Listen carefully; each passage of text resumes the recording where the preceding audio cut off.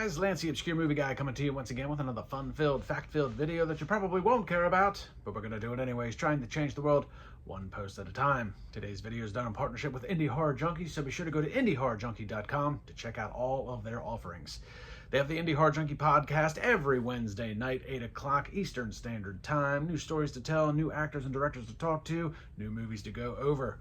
There's also the Indie Horror Junkie Film Festival, which will be coming to you in March of 2026 at MegaCon in Orlando. Submissions for that film festival are now closed, but you can still get your tickets and go to MegaCon in Orlando in March and check out the Indie Horror Junkie Film Festival and the Hall of Horrors. There's also the Indie Horror Junkie magazine, new issues every other month, except on months that have a Friday the 13th. And September issue is getting ready to be released on the 13th with Eileen Dietz on the cover. $5 for a downloadable PDF, $15 for a printable copy delivered straight to your door. So be sure to go check out indiehorrorjunkie.com for all of that. You can follow them on Facebook, YouTube, and everything else in between. Now, let's dive into today's video, which was actually on the Indie Horror Junkie podcast, episode 93. Today we're talking about Sugarcane.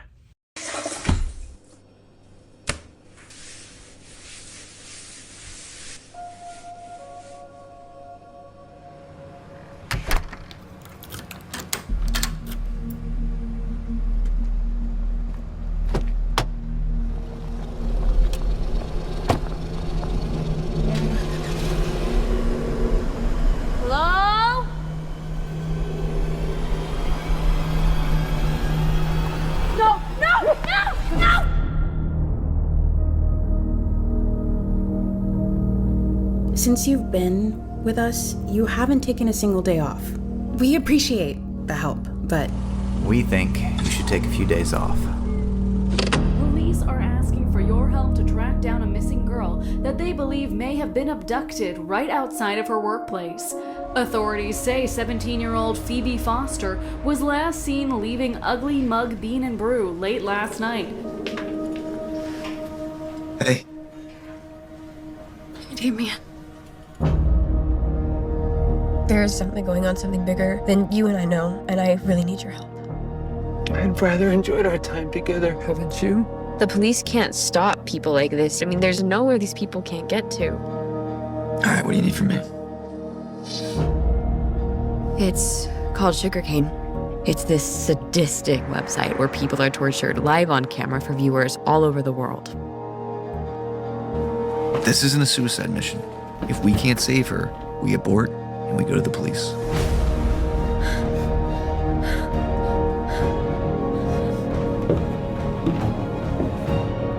But we can't keep chasing these shadows.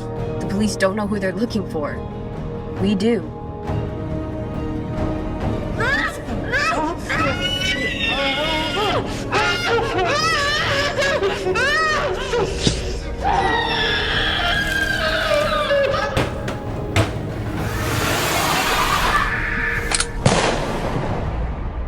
You and I, we are just getting started.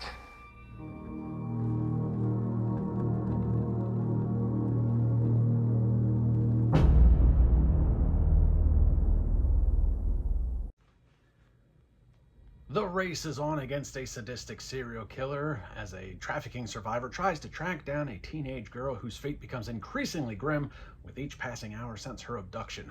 Sugarcane stars Kellen Jackson, Josie Juliet Wirt, and Michael Mao. Now, if you guys have been following me, which you should, hopefully you're also following Indie Horror Junkie on YouTube and subscribe to them as well, because I had the pleasure of talking to Gabriel Howard and Kellen Jackson on episode 93 of the Indie Horror Junkie podcast, which was very enlightening. So I appreciate Rick and Amy letting me be a part of that episode and getting to talk to those two guys. Gabriel Howard was one of the writers on the film. He was co-writer along with Pat Baker, and then obviously Kellen Jackson stars as Damien, one of the main protagonists in the film. So as usual, we go over, production quality is one of the first things I always go over with a lot of independent films, and this one checks all the boxes. They did a really good job as far as production quality. The lighting is good. There's no audio issues. The framing is actually pretty well done as well.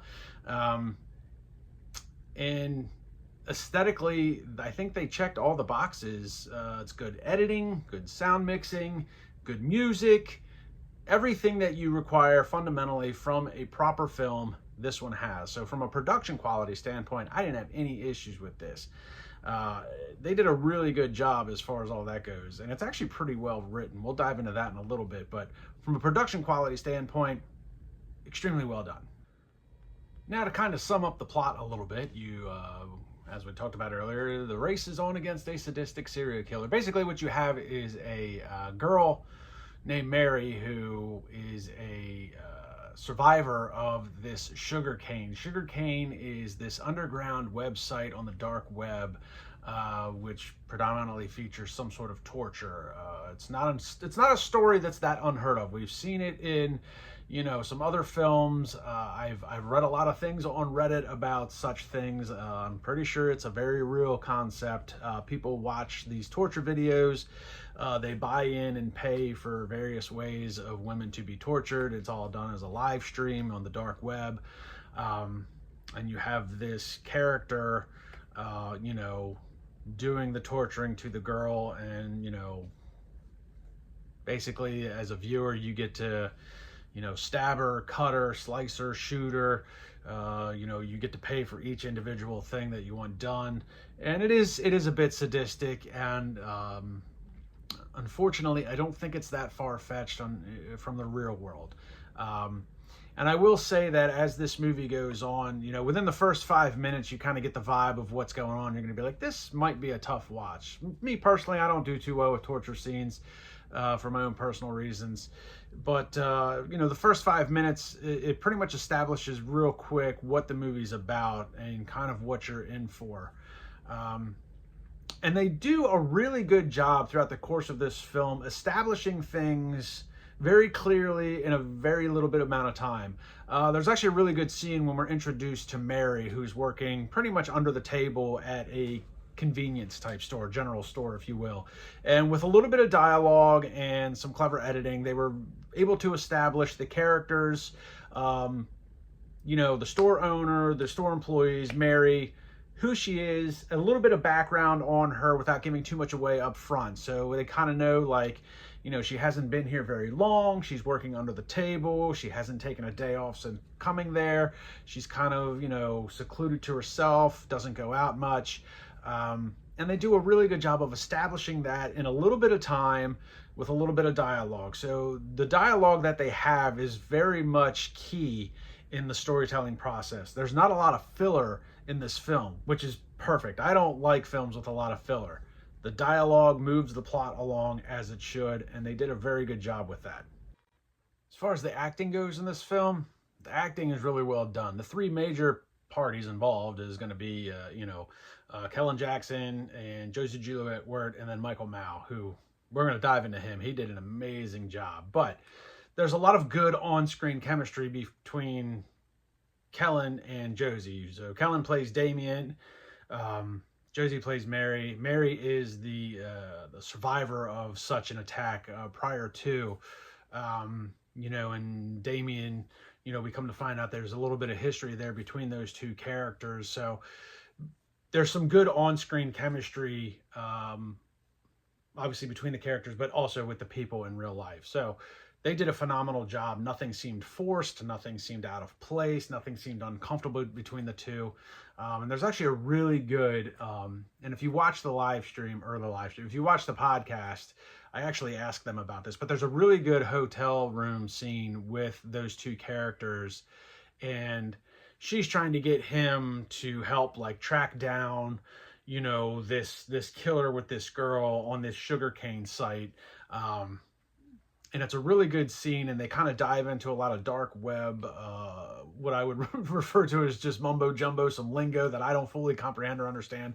But it was really well written, and it was really well acted. And I did ask Kellen at the time if he even knew what he was talking about, in a sense, because, a lot of it can come off as jargon.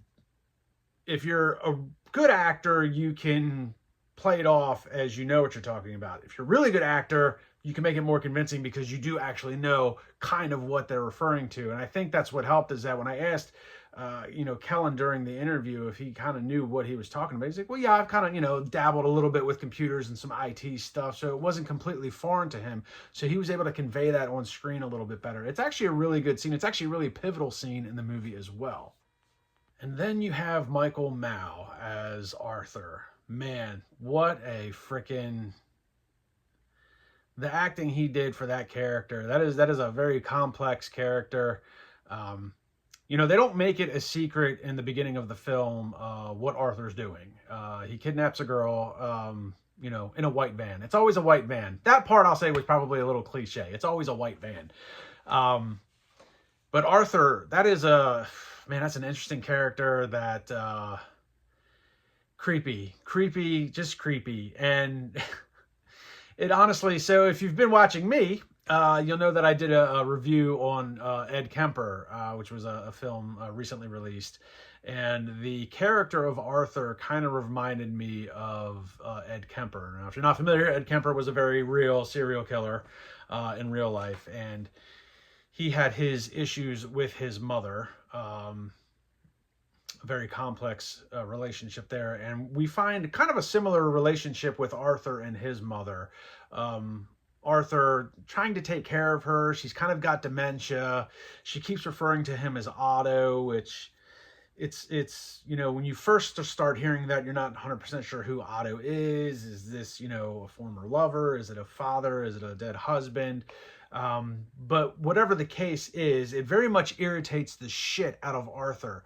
And Michael Mao does a really good job of being like this very timid, antisocial, kind of meek type character.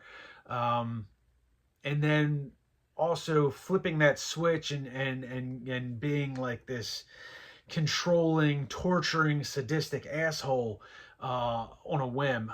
Man, it was a really good portrayal. This is one of those times where it's like, when you watch a performance like that and you're like, this guy's got the chops to do much bigger things. Like, there's a lot of major players in Hollywood that are missing out on a good character actor like this. Like, it was a very complex character. It was portrayed very well. And it's to my understanding, after doing the interview with these guys, that he also, I believe, did the mask for the character. The character wears this very creepy, bunny mask, very kind of reminiscent of Donnie Darko. And every good, slasher needs to have the bad guy in a mask. That's just movie rules number one. Michael Myers, Jason Voorhees, Art the Clown, they've all got, this mask that they put on. Well, we're not too sure about Art, but he's a clown. It could be a mask, could be just the way his face is, but still, Michael Myers, Jason Voorhees, Scream, every good killer's got a mask. And apparently this was handmade, hand-painted, handcrafted. Michael Mao did it all. So it's one of one, and it's creepy as hell. It is very reminiscent of Donnie Darko, if anybody watched that movie, which, that's a weird movie. Maybe I'll do a review on it one day. I know it's this cult classic, but it's, I don't know, it's kind of dumb to me. But we're not talking about that. We're talking about Sugarcane. So Michael Mao did a phenomenal job in this film. He really did. That was a great performance. If you're going to watch it for anything, watch it for that performance. Now, everybody else did a great job. Kellen Jackson did a great job. He was very convincing. Josie did a great job as being this final girl type thing. So, everybody did a good job as far as the acting goes. But Michael Mao is definitely the standout. I think even, Gabriel and Kelly, when I was talking to him, they kind of agreed, he was definitely, I don't know, I'm not going to say that he was the star of the show, but he definitely had the biggest, most standout performance.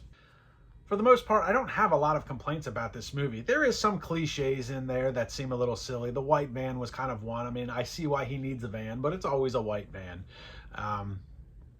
And I will say that the characters of Damien and Mary, as you get into the second, heading into the third act of the film, when they start trying to track down, Arthur and find out where he's at and, what he's doing, who he has. They do make some kind of goofball decisions, I would say, as far as characters go. If you kind of, have him dead to rights, who he is, where he's at. You could call the police. They elect to try and take matters into their own hands.